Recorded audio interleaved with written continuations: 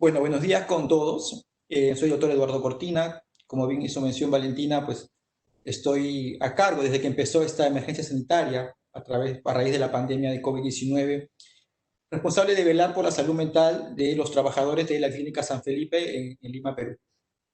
Vamos a conversar unos minutos en conjunto con el doctor Córdoba sobre un tema muy importante, que es cómo ha sido el impacto de la salud mental en general en la población, sobre todo en el personal sanitario, ¿no?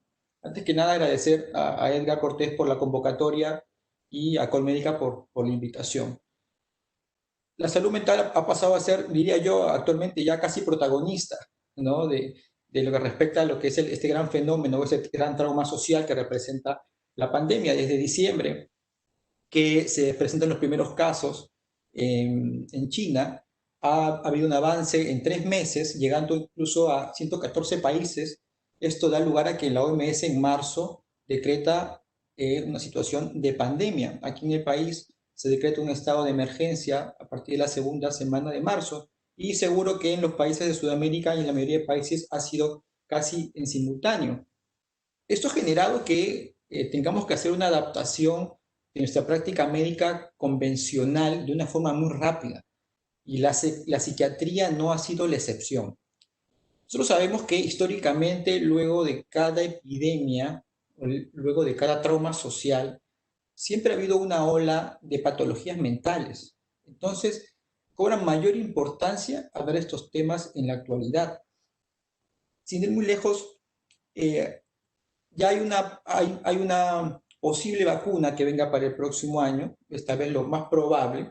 Sin embargo, no va a haber, y seguro por muchos años, una vacuna contra la depresión, una vacuna contra la ansiedad, una vacuna contra el estrés postraumático. Es por ello que la intervención en salud mental en estas épocas resulta crucial para el bienestar mental y bienestar físico. Vamos a pasar hablar sobre algunas cifras importantes. Como mencionaba, ya se han hecho algunos estudios de epidemias pasadas en cuál ha sido el impacto sobre el personal sanitario, ¿no? Algunos metaanálisis han indicado que sí había un aumento en las prevalencias tanto de ansiedad, depresión, estrés agudo, burnout y estrés postraumático. Algunas fundaciones en la actualidad con esta pandemia ya están hablando de no una pandemia viral, sino que hay que estar alertas por la pandemia de trastornos mentales que pueden venir a continuación en los próximos meses. Por ejemplo, en Estados Unidos, desde que empezó la pandemia, ya se estima que un 40% de personas presenta algún trastorno relacionado al estrés, y ha iniciado o ha aumentado el consumo de sustancias hasta la fecha. Aquí en el Perú, más o menos según una última estimación del Ministerio de Salud, 7 de cada 10 personas ha experimentado sintomatología psiquiátrica, lo que vendría a ser una crisis emocional. Entonces son datos importantes a tener en cuenta. Y la pregunta sería, ¿por qué tendría que ser un impacto más fuerte esta pandemia si han habido otras epidemias y las hemos podido pasar? Yo creo que tiene que ver un poco la literatura y un poco la experiencia personal a raíz de manejar gran grupo como es la Clínica San Felipe, y es el estilo de vida en el cual nos manejamos actualmente. Primero, venimos viviendo un modo de vida que está basado en el futuro, en nuestra capacidad de planificar, en nuestra capacidad de proyectarnos. Es decir, nuestra motivación continua, nuestra motivación diaria está en la realización de planes. Además, tenemos un rápido acceso a la información. Esto lo tenemos ya desde hace varios años. Sin embargo, lo que ha aumentado en la actualidad es el acceso a la información no solicitada. ¿A qué me refiero? Es toda la información que nos llega en nuestros teléfonos, en nuestras tablets, la cual no solicitamos ver ni revisar. Es decir, abrimos un Instagram, abrimos un Facebook, abrimos el Internet y aparecen videos que no hemos solicitado ver, aparecen noticias que no hemos solicitado buscar. Y esto genera un agotamiento cognitivo. Hay un alto flujo también de interacción social, es decir, toda la parte social actualmente, el flujo es demasiado alto, todo nos moviliza a través de las redes sociales. Tenemos una tendencia a mostrar nuestra vida a través de las redes sociales, y esto genera un bienestar mental en muchas generaciones y en mucha parte de la población.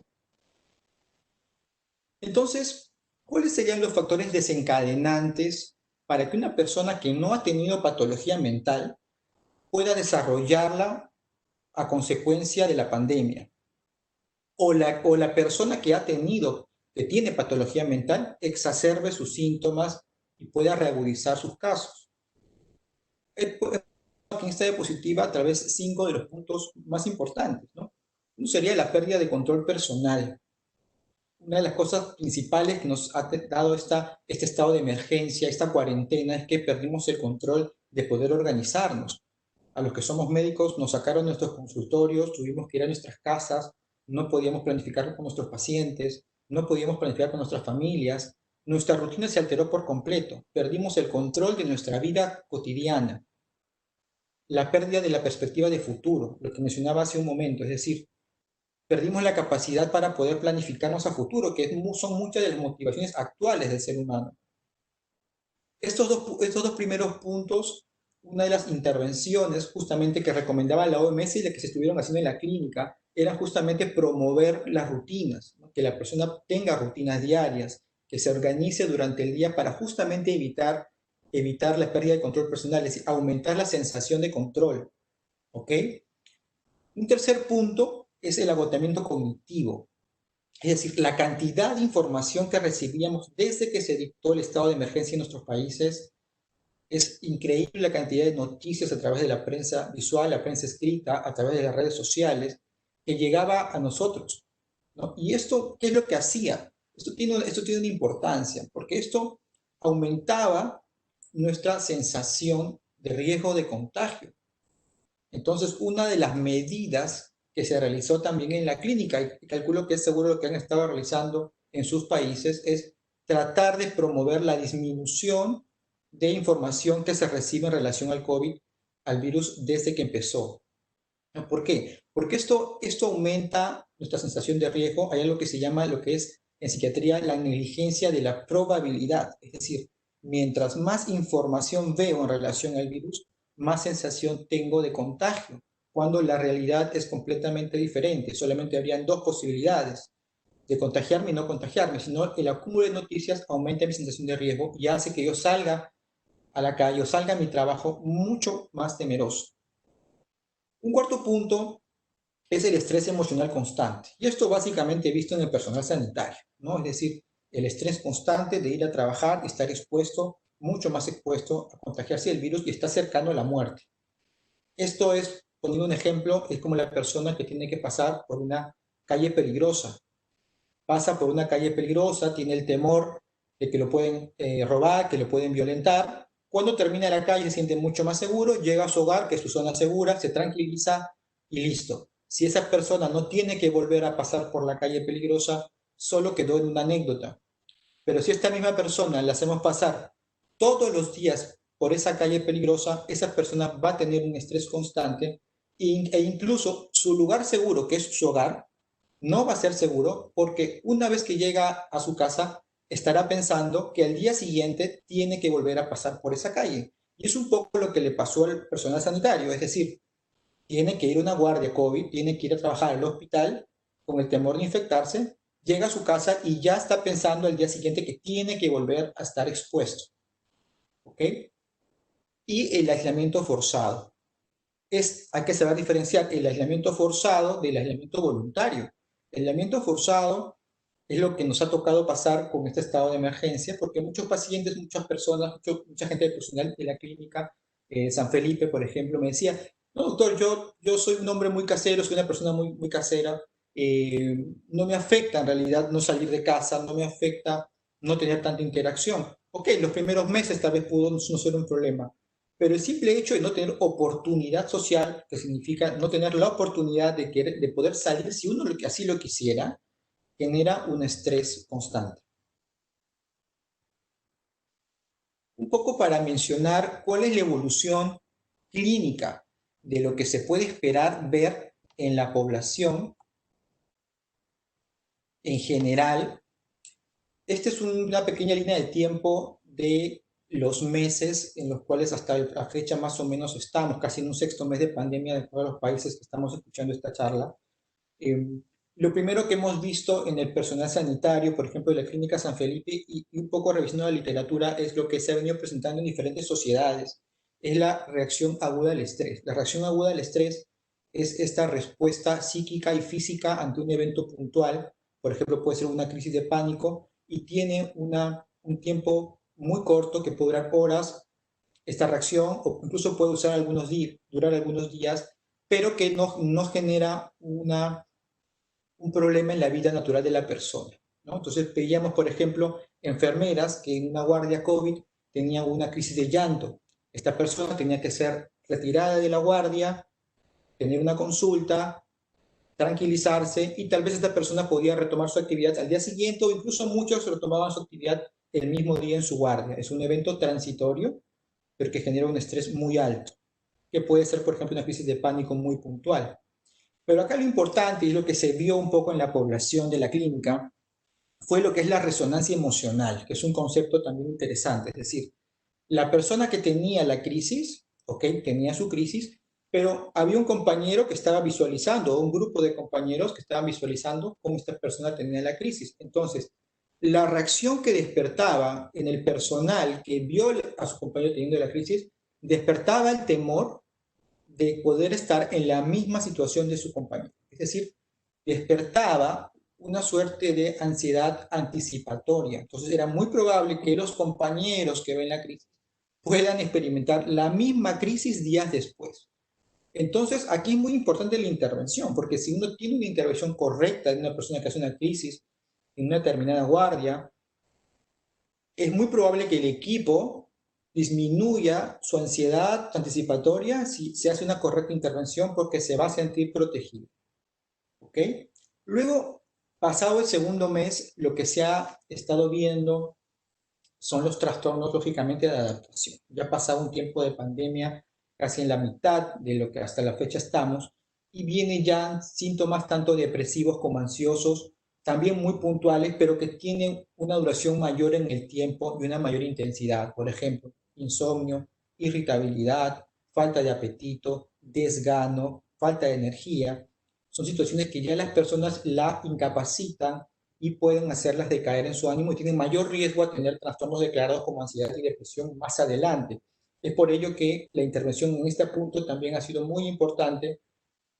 En algunos casos, la psicoterapia, el acompañamiento, y en algunos casos muy puntuales, un manejo psicofarmacológico previene de tener un trastorno mental declarado. Luego hemos visto, lógicamente, exacerbación de cuadros psiquiátricos. Tal vez en la mitad de lo que va a este estado de emergencia o de pandemia es que muchas personas han empezado a reagudizar sus cuadros, a recaer en sus síntomas. Y un punto muy importante que tenemos que cuidar con nuestros pacientes, con nuestras familias, con nuestros amigos, es el inicio y o el aumento del consumo de sustancias. Es decir, una mala adaptación al estrés. Yo estoy estresado porque salgo de guardia y mi manera de relajarme es irme a mi casa y tomarme un vaso de whisky. Resulta que estoy estresado todos los días, entonces me tomo un vaso de whisky todos los días en la noche llegando a mi casa. Esto es una mala adaptación al estrés. ¿Por qué? Porque esto me predispone a tener una dependencia al consumo de una sustancia, y después, lógicamente, una adicción o un cuadro depresivo. La intervención en estos casos es justamente favorecer los ejercicios de respiración, el ejercicio físico, algún tipo de terapia de acompañamiento, es decir, otros mecanismos, otras formas de manejar nuestro estrés que nos puedan llevar a adaptarnos de manera correcta. Y lo que ya ahorita estamos viendo, ya aquí en el país, en Lima, más o menos estamos en sexto mes de estado de emergencia, son ya trastornos declarados, tanto trastornos depresivos, trastornos de ansiedad, en los cuales sí están requiriendo un manejo psicofarmacológico mucho más intenso, o psicoterapéutico mucho más continuo. Y esto es muy importante de definirlo, de diagnosticarlo, perdón, porque esta es la forma en la cual vamos a prevenir a futuro cuadros mucho más invalidantes, como es el trastorno de estrés postraumático. Es esta reexperimentación a lo acontecido, a lo vivido, y lógicamente el suicidio, que sería la etapa terminal o la etapa no atendida de un trastorno mental.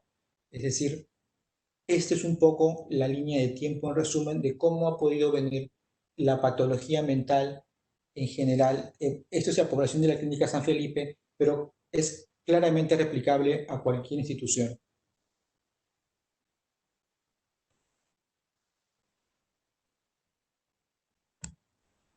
Voy a pasar a la siguiente. Ahí está. Y bueno, finalmente, para darle paso al doctor Córdoba, con el cual he tenido la suerte ahora de conocerlo a raíz de este congreso, algunas consideraciones finales. Como mencionaba al inicio, la resonancia emocional puede ser aplicada, usada de manera positiva para prevenir la patología mental a futuro. Es decir, lo que explicábamos, una correcta intervención puede disminuir que una persona, un grupo de trabajo, tenga menor riesgo a tener una patología mental a futuro. Segundo, que nunca es tarde para hacer una intervención en salud mental, como viene en una línea de tiempo. En cualquier espacio, en cualquier lugar de esta línea de tiempo, si uno interviene, va a disminuir el riesgo de tener un trastorno mental declarado. Sumamente importante entender que la idea es prevenir el trastorno de estrés postraumático y, lógicamente, el suicidio. Y tercero, es que debemos aprender a expresar nuestros sentimientos. Es un poco vencer el estigma de la visita al psiquiatra, ¿no? Como digo, un poco lo que ha tenido esta pandemia es que la gente ha empezado a entender lo que es la salud mental, ha empezado a hablar más de sus emociones. Hay mucha gente que no entendía lo que era la ansiedad hasta que recién experimentó una crisis. Hay gente que no creía en la depresión y ahora ya sabe lo que es sentirse deprimido. Entonces, me parece que ha traído esta pandemia que se empiece a tomar la salud mental mucho más en cuenta. Incluso actualmente me parece un protagonismo importante. Bueno, muchas gracias. Le vamos a dar pase al doctor Córdoba. Esta es simplemente una foto con el equipo de trabajo de la clínica, el doctor Aspiga, el director, y el equipo de pediatría. Estamos en esta intervención. Muchas gracias.